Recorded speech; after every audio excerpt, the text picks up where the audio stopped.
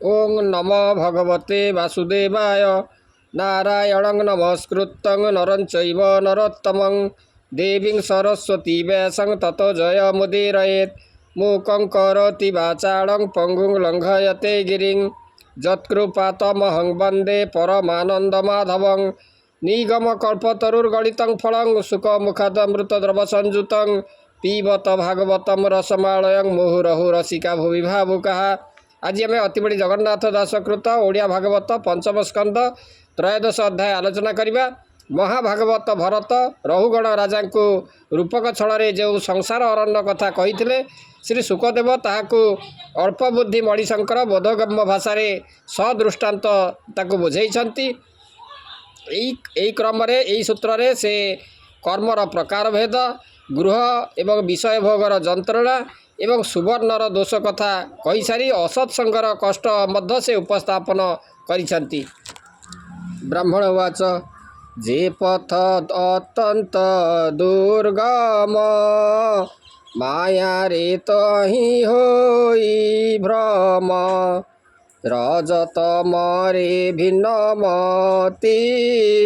पृथकी भावे कर्म चिंती से प्राणी संसार भ्रम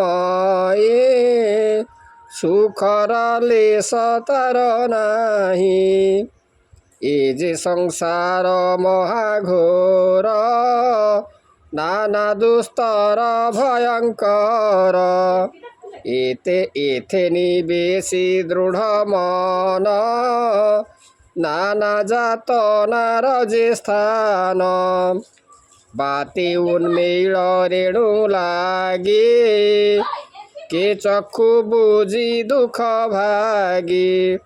विविध घोर सोन लागे कष्टे होइब दुख भागी भल्लुक आदि घोर बाणी दुखित आत्मा ताहा शुणी क्षुधा पीड़ित जेबे होए निश्चल वृक्ष कुधामय केबे हे मृग तृष्णा देखी चलर प्राय उपलखी निराश होइण तहीं रे धामई शुष्क नदी तीरे अन्नान भाव कुशे बही निर्धन प्राणी कुमागई दारा तनय अग्नि प्राये तही क्रीड़ई माया मोहे केबे हे शांति न भजई पुणी उद्वेग मन होई विविध सुख दुख पाई परम क्लेश कुल भई गंधर्वपुरे प्रवेशिण प्रमोद लभे अनुक्षण कंटक दुर्गम पाषाणे निरते भ्रमे अकारणे विमन होई दुख पाई क्षणे के पुरी पाशरई अंतर बाहरे जंत्रित प्राणी हुअंती आतजात कुटुंब पाई एते ताप विपक्ष संवत्सरे प्राप दुष्ट जंतुरे पीड़ा पाई विपिने निरते भ्रमई अंध जे सने अंधकूपे पड़ई कर्म रवि पाके क्षण के पुणी पास रही पड़े गिरी कंदरे जाई पुणी आत्मा तत्व को जानी क्षण के पास रही पुणी मायारु करी ए संसार दुर्गम पथ जे एहार सजीव आत्मा होई तुल जानई प्राणी मंद भल हरि सेवारे मन देई जे प्राणी संसारे भ्रमई ज्ञान जे ठाकुर ईश्वर निश्चिंते हुए भवु पार। रहुराण उवाच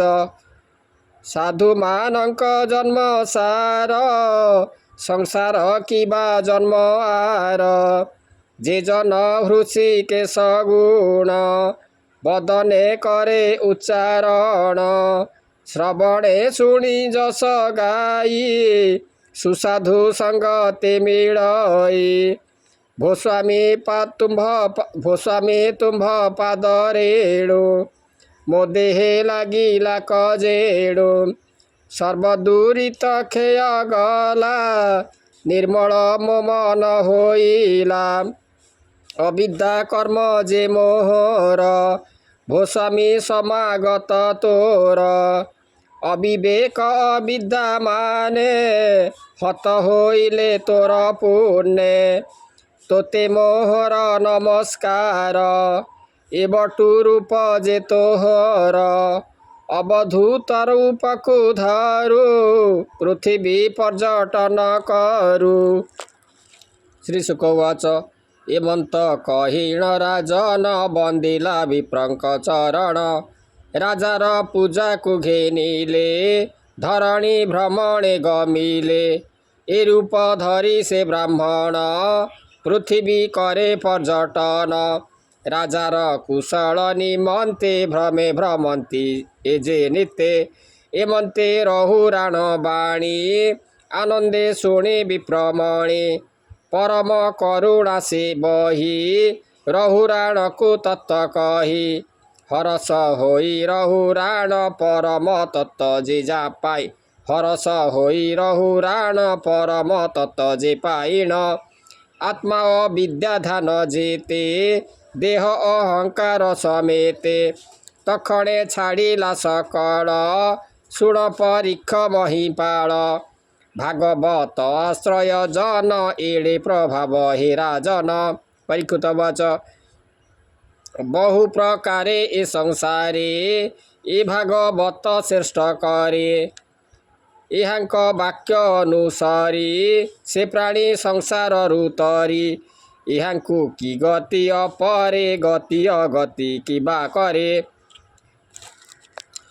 ए अनंतरे नृपवरे